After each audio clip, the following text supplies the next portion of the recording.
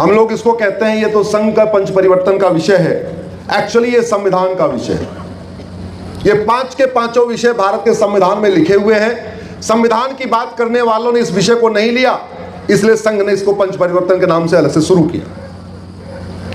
In fact जिसको हम कहते हैं अपनी राष्ट्रवादी सोच, हम जो कुछ सोचते हैं, जो कुछ चाहते हैं, जो कुछ हमारे मन में है, वो सब कुछ भारत के संविधान में लिखा हुआ है।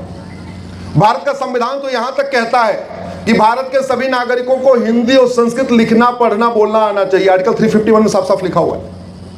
हाँ, संविधान पढ़ाया नहीं गया स्कूलों में, इसलिए हमें इसकी जानकारी नहीं। संविधान कहता है नशाबंदी होनी चाहिए, आर्टिकल 47। संविधान कहता है गौ हत्या पे प्रतिबंध होना चाहिए, आर्टिकल 48। संविधान कहता है गुलामी का निशान मिटना चाहिए, ये बाबर, हुमायूं, तुगलक, गजनी, गोरी, खिलजी जो कुछ करके गए इसको ठीक करना है, आर्टिकल 49। लेकिन इस देश में उल्टा काम हुआ।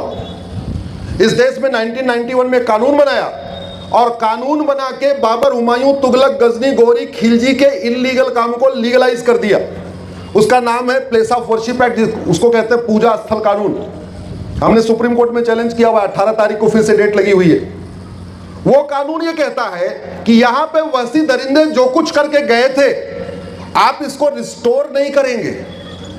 मैं आप लोगों से पूछता हूं, कोई गुंडा बदमाश आए, आपके घर पे कब्जा कर ले, बहन बेटियों का अपमान करे, माता पिता को मारे पीटे, घर में जो कुछ रखा हुआ है उसको लूट के भाग जाए, लूट ले, और जाते जाते आपके घर की नेम प्लेट को भी बदल जाए।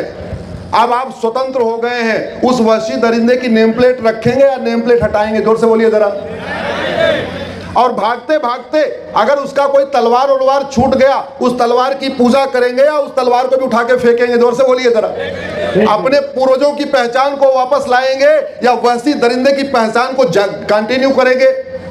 लेकिन यहाँ पे वहशी दरिंदों के अवैध काम को, इलीगल काम को लीगलाइज करने के लिए कानून बना है 1991 में। उसका नाम है पूजा स्थल कानून। नाम से ऐसे लगता है हमारे धार्मिक स्थलों के रखरखाव के लिए है, वो धार्मिक स्थानों के रखरखाव के लिए नहीं है। वो धार्मिक स्थानों को हमसे छीनने के लिए। वो कानून कहता है केवल अयोध्या को तो आप ले सकते हैं, अयोध्या के अलावा आप किसी भी मठ मंदिर का मुकदमा कोर्ट में डाल ही नहीं सकते। हमने उसको चैलेंज किया। उसके बाद 18 स्थानों पे सर्वे हुआ और जहां जहां सर्वे हुआ वहां हर जगह केवल मंदिर ही निकला है। काशी में सर्वे हुआ वहां मंदिर, मथुरा सर्वे हुआ वहां मंदिर, भद्रकाली सर्वे हुआ वहां मंदिर, भोजशाला सर्वे हुआ वहां मंदिर।